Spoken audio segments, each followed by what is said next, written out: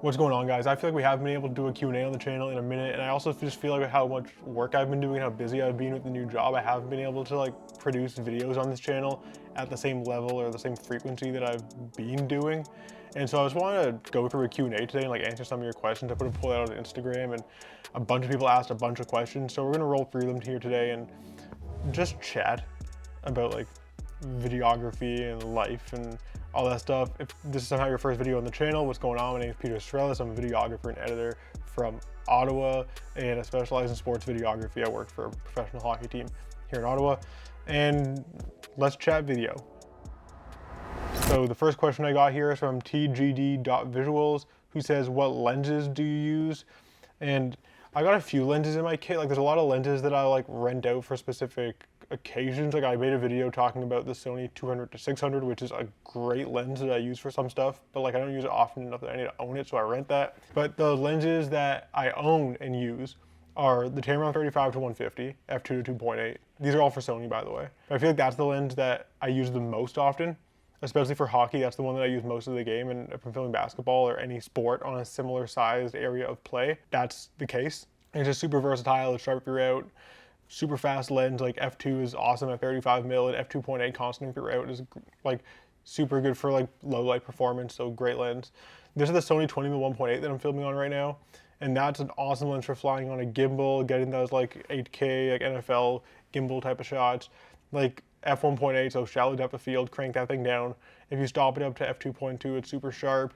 And like it just really like sets the scene. It's a great establishing lens because like the wide perspective like shows you everything, and it's sharp throughout, and it's like the corners like are really good. There's not a lot of distorting, like super clean lens, love it. And then the Sony 70-200 f4 macro, I use that a lot as well. That's just so good for like getting detail shots, filming action. F4 is definitely enough for filming action. Like you don't need like an f2.8 necessarily, and I like how it keeps like more in focus at the longer end of your focal range, like at 200mm, because it's easier to like keep your subject in focus and like not like accidentally focus on their shoulder and have their eyes go out of focus type of thing.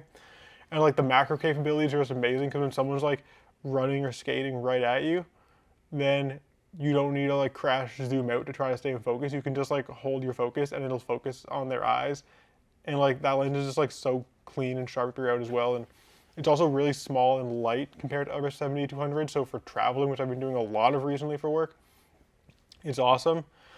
Yeah, then the last one, and this is a lens that like my work gave me, the Sony 16-35 f2.8 G Master. I would say that the quality of that lens is not as good as like this 20mm lens. What you're getting is variety, or like options, I guess. Like you can be as wide as 16mm, and like at 16mm is quite a bit of distorting on that lens. Like it kind of looks like the wide angle camera on your iPhone, but like way better quality. And at 35, like it's pretty clean, but it's not like a 35 prime. It looks pretty good throughout the whole lens, and it's easy to use.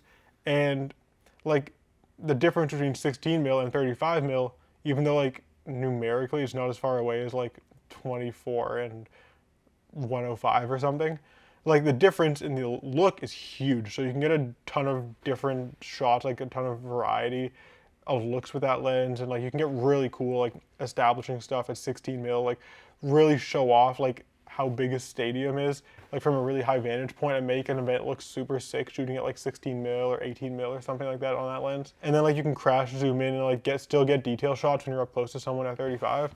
So that lens is really cool too, and those are kind of all the lenses that I use nowadays. But there's other stuff I'm looking into. I'm thinking about buying a 100-400 from Sony. That'd be really nice lens to have. N.C.A_creation asks, how many games do I need to have in my portfolio to reach a basketball team? I guess it's like how many games do you have to shoot, or like how much experience do you need to like reach out to an organization, like a team, if you want to shoot for them. And like I don't think there's a number of like how many games you have to film or how much work you have to do before you can reach out to someone. I think you just need to feel confident in your portfolio, shoot enough games, film enough practices, create enough videos that you have like at least 3 to 4 completed pieces of work that you can be really proud of, and that best represent your abilities as a filmmaker, videographer, editor, whatever it is, whatever type of work you do. If you have a few finished pieces of work that you're proud of, I think that's enough to start reaching out to clients who you desire to work for. And you know what their response is going to be is not within your control, but producing the best work that you can and putting together a portfolio that you're proud of is in your control. So I would focus on doing that first, regardless of how many games you may have filmed up to this point. All right, next question is from Funktastic Productions. That's my guy, Nick. We worked at the CFL a little bit before I moved on to this job. And he says, go to boba order. Well, we're gonna find out because I found out about this boba spot in Ottawa that I really wanna try. I love bubble tea. It's like one of my favorite things to get when I want a little treat. And so we're gonna head out there right now. We got an off day today. I've been on the road for a few days. So I'm just relaxing today, and what better way to reward myself being back home? So let's go get it. We'll answer some more questions out there.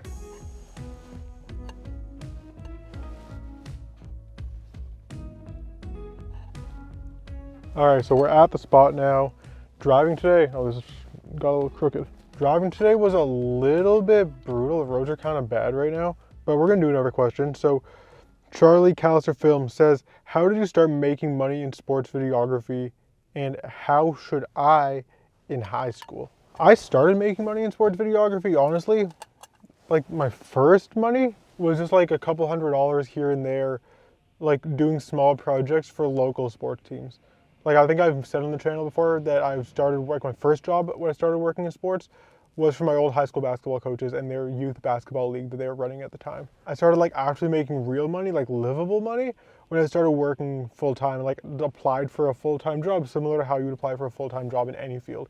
And then worked as a video editor and videographer for like a semi-pro basketball league based in Canada.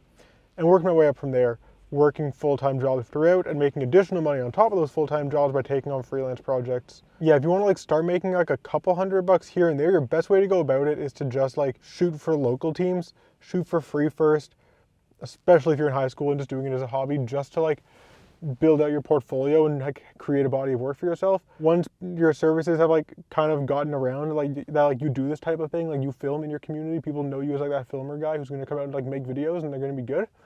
Then when someone comes to you for a video, you can say, all right, this video costs like $300, whatever it's going to be, like a little bit of money for like for a small project when you're starting. You know what I mean? But honestly, if you're in high school and I guess my question is like, do you need the money that badly? Because I think when you're in high school, if you don't need the money, then you should be focusing more on developing your skills and making stuff that you really enjoy and like getting experience filming a bunch of different types of content to become better at what you do.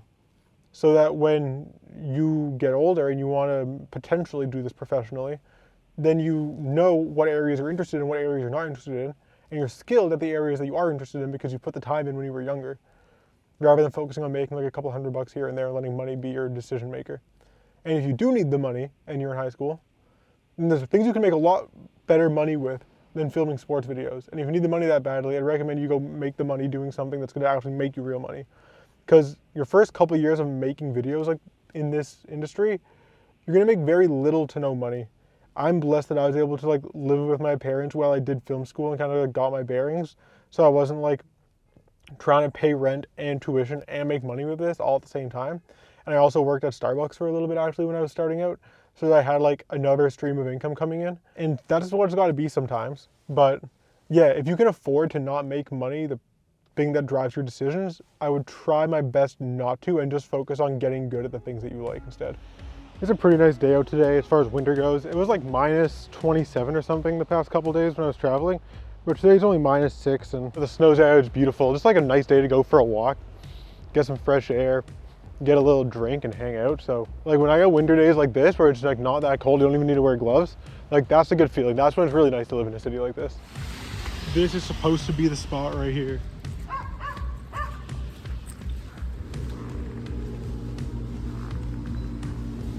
Thank you very much. You have a good one. Acquire the goods. Got to get these home. Got one for me, one for my girlfriend. I like the taro milk tea, since that was a question earlier in the question. So I got taro milk tea with pearls, and she got a brown sugar with pearls, and good stuff here. But I kind of want to get a bit more fresh air. So let's answer a couple questions out here. What was one that I saw that I liked? And what's your workflow like for culling, software, storing, etc.? Like my workflow right now for going through footage like culling, like with my work at least, like with PWHL, I had to go through and tag all my clips after a game. So the format will be like the date in the format year, month, day, underscore the team, underscore the period that the clip happened, underscore the first initial of the first name and the last name in full, of the player who's in the clip, and then a description of what happened using keywords that I can search later. And then underscore the file name.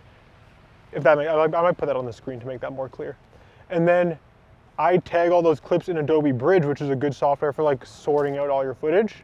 And then I can go through them all and like use Adobe Bridge to search clips when I need them, identify them, and then place them in Adobe Premiere Pro. And if I don't do that, if like I'm not tagging my clips, then I'll do the pancake timeline method where I put like two timelines, one stacked on top of the other. I lay all my footage out in chronological order on the top timeline, and then I go through it and pull clips that I like onto the bottom timeline and then edit with those. What was it? For software, I'm using like the Adobe stuff, so like Adobe Premiere Pro, Adobe After Effects, like Bridge I just said for culling, and like Photoshop when I need to do stuff like that. For storing, I'll usually have like, I'll have one main SSD that I work off of for whatever. It's like whether it's my work SSD for like auto and charge stuff, or my personal SSD for like this YouTube channel and freelance projects. I'll back all that stuff up onto a different hard drive, like usually just like a regular spinning disk drive, so that I have like a second copy of it. Work stuff also goes onto a server. My personal stuff, I'll put some of it onto my Google Drive, and then everything that I shoot periodically will get backed up onto a Synology network attached storage, like a NAS that I have in my house, which is 32 gigs. And it has redundancy to it. So I get 16 gigs of storage, but everything is stored twice, and if one drive fails, everything is still there and safe.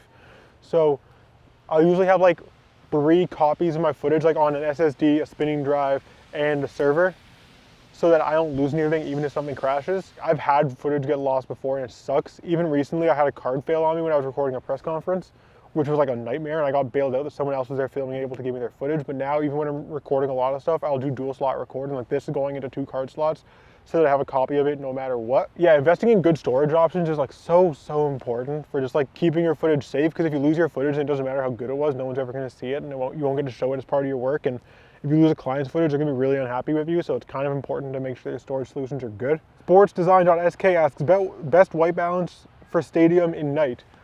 Oh man, a lot of like the floodlights they use for stadiums, like when I'm shooting in hockey arenas, at least nowadays, I've been shooting mostly at like 4800 Kelvin. That's kind of where those LEDs like seem to sit for me.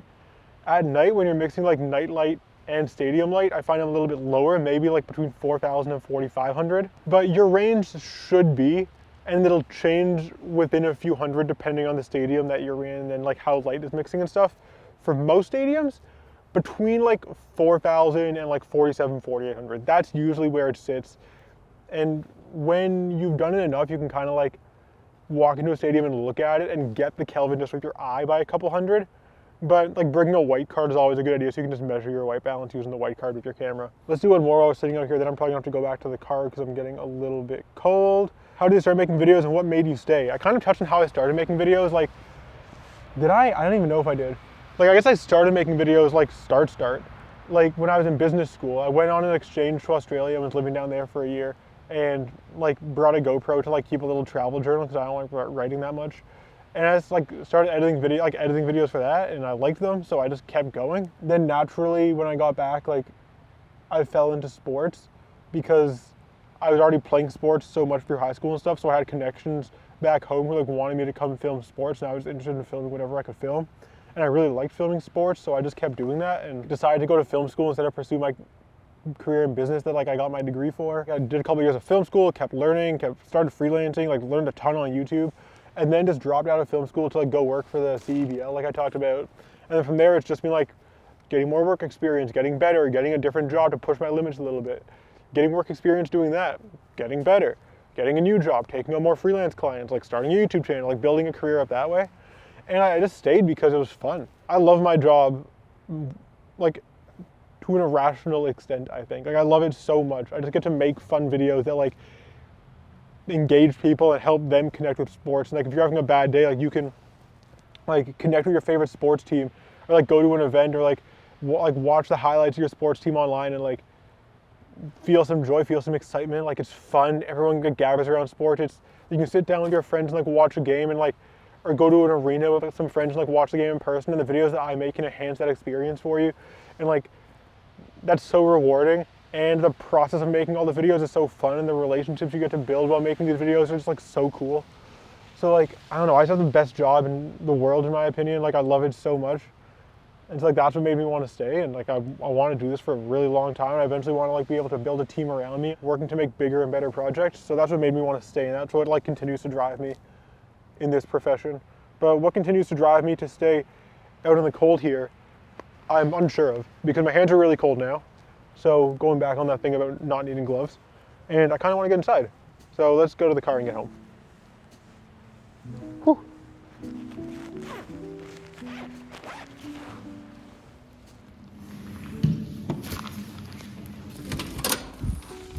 Look who it is! Hello, hello, hello. It's good to see you again. All right, so this next question here says, what do you think is the most important aspect to a good sports video? You know, it's tough and it depends on the type of video you're making, but I think that the thing that has to be consistently good for your sports video is your storytelling.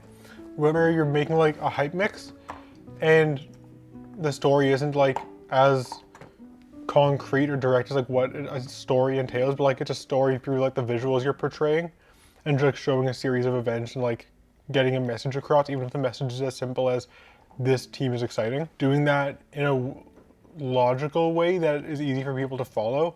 So like editing chronologically, like having a start, middle, and end. Like not that you always have to do that type of stuff, but considering it and using it to tell a story is important. Then obviously if you're doing like longer form stuff, having a cohesive story there where like you have a message in mind through pre-production, production, and post-production, and you always have that message at the forefront of your mind when you're planning everything, when you're editing everything. And then bringing that together in a cohesive way that makes sense in the edit, like that's the most important thing. If you don't shoot in like 4K, if the color grading isn't amazing, like people are gonna be okay with that if the story's really good. Audio obviously has to be really good as well, because people won't really like tolerate something that has bad audio, I don't think. So like that's important.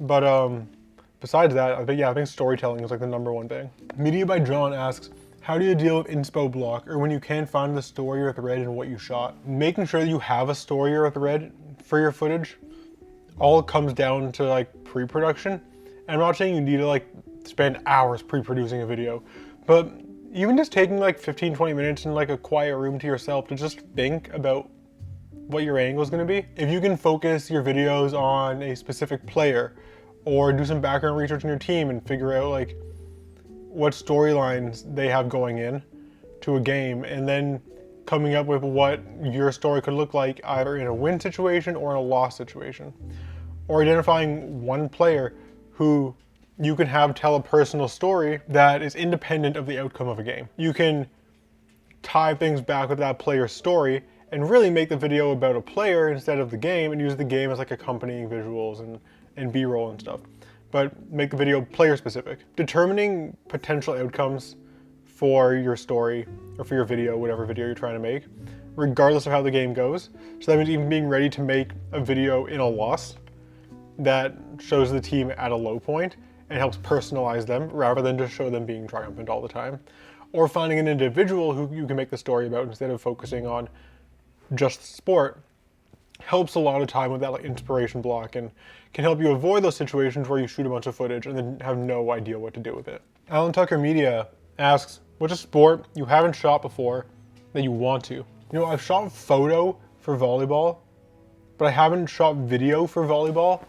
I did like beach volleyball photos, super random gig, last summer, and it was actually super fun, so I'd be down to do that for video. I think it would be really sick. I shot lacrosse once, but I could definitely shoot lacrosse again. That was a super fun, fast-paced sport, like box lacrosse. So many goals, so physical, like super fast-paced, tons of fun.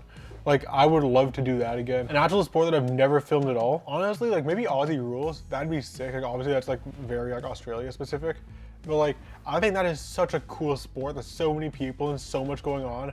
And like it's really physical, and like the technique they use to kick the balls is just like it's so crazy. I've tried kicking one of those things before, and like I cannot get the technique down. Sorry, my dog is going crazy back here. She wants to play. Hey. Yeah, so maybe Aussie rules. That'd be a crazy sport to get to film if I ever went down to Australia and like worked there for a bit. Who knows? Who knows? Hey.